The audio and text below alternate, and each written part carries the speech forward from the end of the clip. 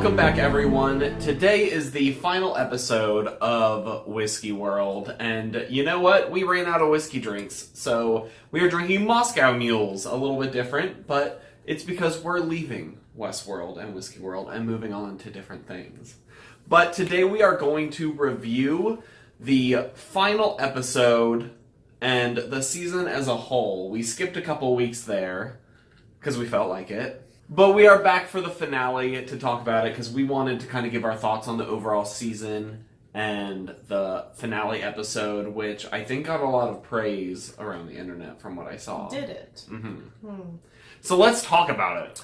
So for comparison's sakes, let's talk about what we thought about the first season very briefly. So I personally very, very much enjoyed the first season. It was one of those ones where it's kind of like confusing throughout the majority of the season, but then by the finale, it like tied everything together beautifully and wonderfully and was just like, great.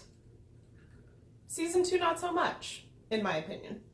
So after a 10-episode journey of us trying to figure out what convoluted plot they came up with for this season, it turns out that Delos, the company, is trying to put human consciousness into host bodies.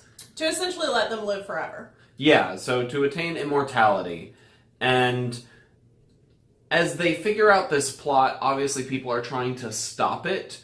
And at the same time, you have a bunch of other storylines of characters. And you actually find out that the whole point of the hosts is there is a virtual world that all the hosts can download into where the humans aren't there to oppress them, because at this point everyone kind of has a stance towards the humans, whether Bernard wanting to work together with the humans, Dolores wanting to stay in the real world and kill them all, and then you have some other characters and kind of like Maeve at the end, where she kind of like helped everyone get into the portal. And so this episode actually has a giant portal open up for the host to run into and get sucked into the virtual world. It's not like a real life portal. It's something only the host can see because it's a virtual portal. It was weird.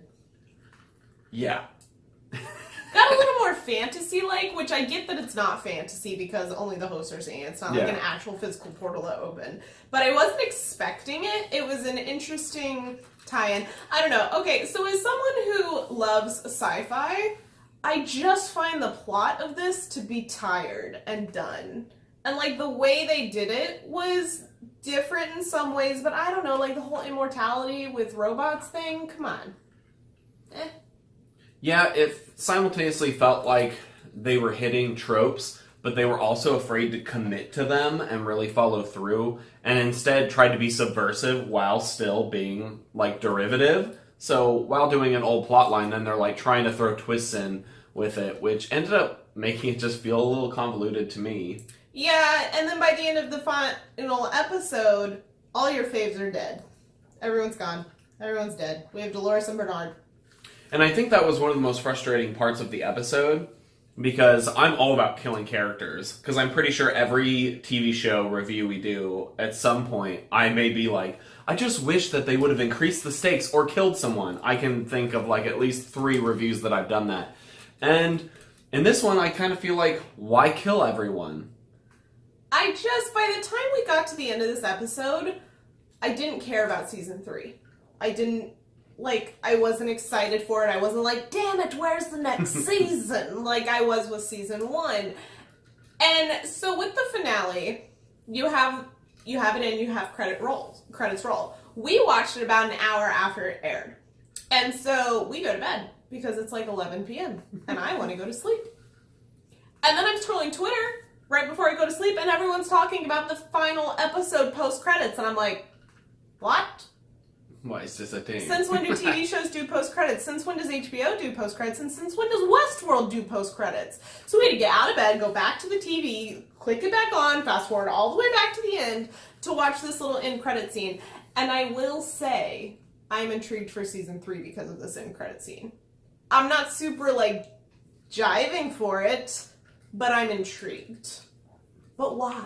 Why not just have it at the end, right before the I don't understand.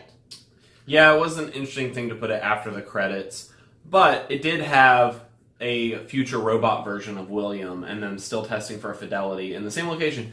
It it was clearly far into the future, and it'll be Yes. interesting to see where things go. I just feel like if they haven't gotten fidelity by then, what? Yeah. It seems like there were so many plot lines going into this season, and I believe the last couple episodes we reviewed, I ended by saying, I'm concerned that they're opening too many doors, that they're not going to be able to neatly tie a bow off. What do we like to call the lost problem? And I was right. In my opinion, I don't think it was as egregious as Lost, but it was there. I think it was because instead of actually writing true endings to people's stories, you spent all this time introducing these interesting characters only to essentially cut their arc short or to make them not matter. Because one of my pet peeves is when you have a character, get people to love that character, have a very interesting arc, and then you cut that arc short in a way that is not satisfying to the character and doesn't really bring any resolution to that character's original problem. Which I think sometimes that can be a good writing point, a good plot point to kind of shock characters and audiences depending on the situation. But when you have like 5+ of them in an episode, I didn't care by the third death. I was like expecting it. I'm like, okay, bye Maeve, I'll miss you. Which was one of the main people I was talking about. You have so much build-up, so much arc, her powers, all that stuff. And really all she does is freeze everyone for about 30 seconds before getting shot and killed. And if that is the point of her character... And her powers and her abilities. Why did that matter?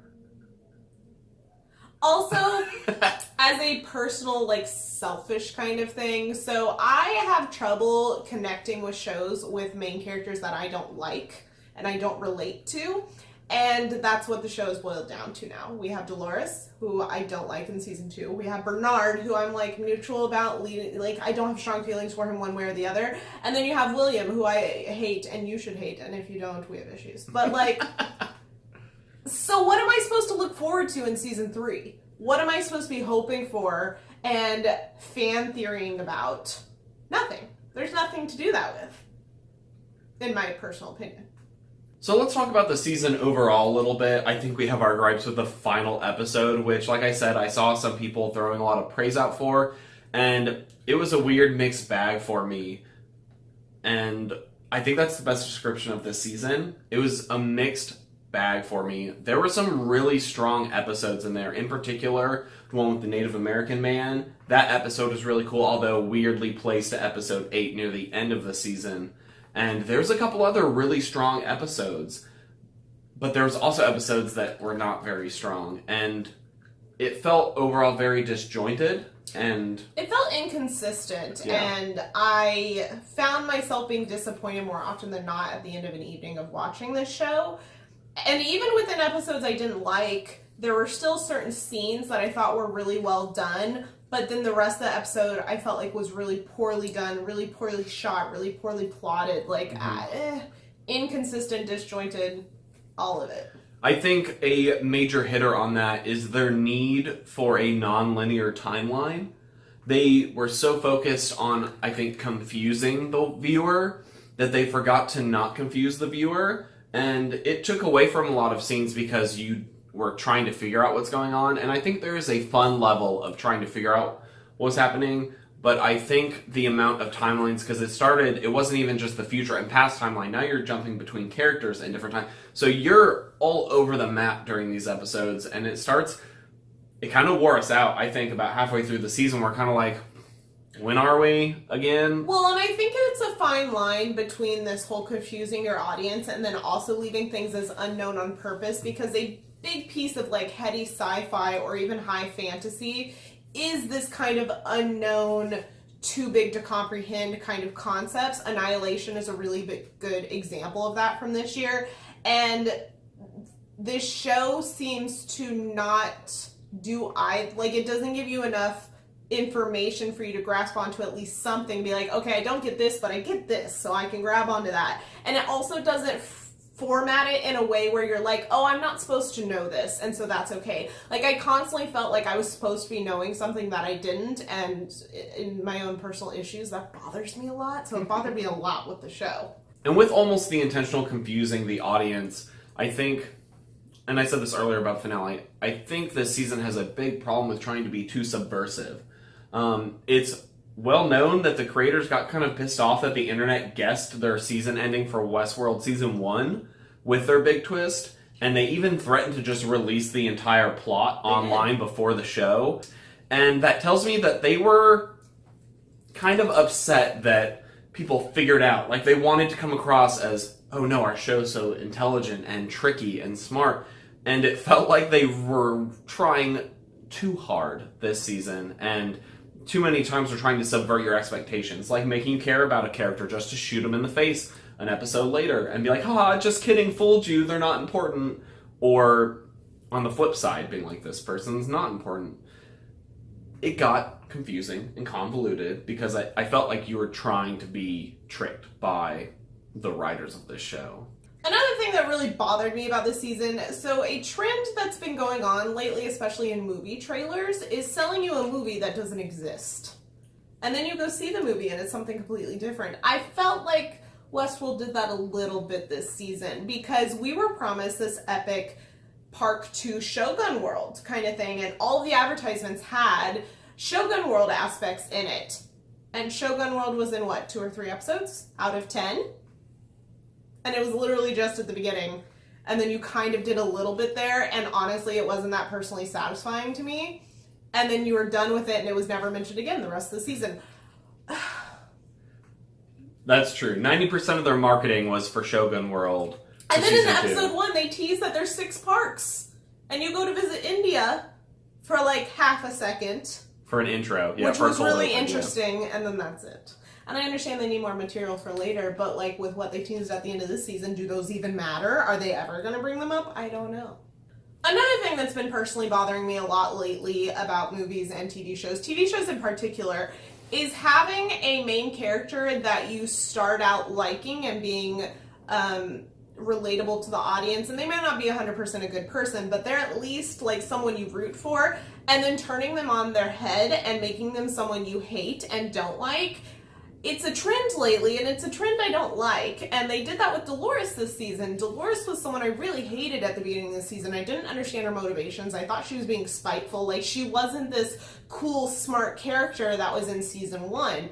And I just found that really disappointing, to have that sudden shift from one season to the next. And even by the end of the season, I was like, I don't really care about you. You can go. Whereas Dolores was like Westworld of season 1. Like, she is Westworld. Like we said earlier, they closed out so many storylines, and it very much felt like, where do we go from here? And honestly, it feels like the end of the show is this season, and it felt so odd to have that, because you could have had 5 seasons of them moving through parks, dealing with this thing, having a slow revolution, fighting all this crazy stuff happening in these different parks, on the parks. And then, the show I felt like could have ended with how it did, with Dolores escaping with a few robots that she can go off-world and start to, off the park to the real world and start building robots and integrating them into society without the humans knowing. But no, that would be too predictable. We can't do that. And so, by killing all of the characters we like, and assuming that some of them get revived and some may not, depending on which orb she took, and now they're out in the world, it's a little bit like, what do they do next? I don't know. Maybe they're the ones that cause everything to go to shit that we saw in the post-credit scene. I don't know. It felt like they aimed a little too big, and now I don't know where they can go. How can you follow up the robots are free without, I don't know, just going way too broad and not being very interesting? Because I already feel like the show's getting a little too broad and wasn't quite as interesting this season. So I don't really know where they're going to go. Me neither. And like I said, I'm not really, clamoring for season 3. We'll watch it when it comes around, but I'm not like, this is my most anticipated show! Which it totally was before. Yeah. So, I would consider season 1 to be a near perfect season of television. Yeah, I agree. In personal enjoyment.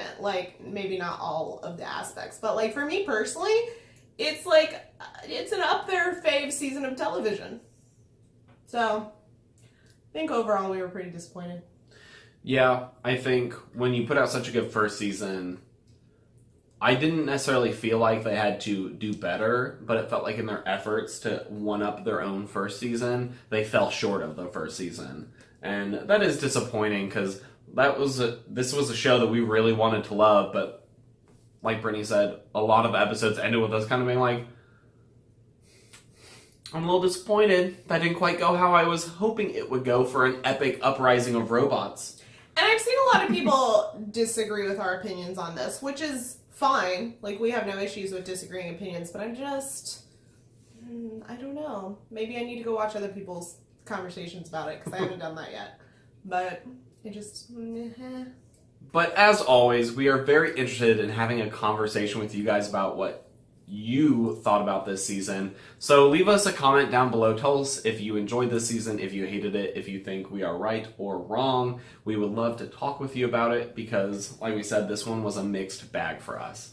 So if you like this video and want to see more TV show reviews from us, please give this video a thumbs up. It really does help us decide what videos to put out in the future. And if you do like us and our sparkling personalities, please subscribe. We would love to have you join our BS Review family. As we said, we love to chat with you guys about any and all things that we love and enjoy, or sometimes don't enjoy, as this video suggests. But join our family, and you can check out some of our other videos. We have a ton of different videos on this channel. It's not all TV or movie reviews. We have some other fun things as well. You can check those out right over there, and we will see you guys in our next video. Bye!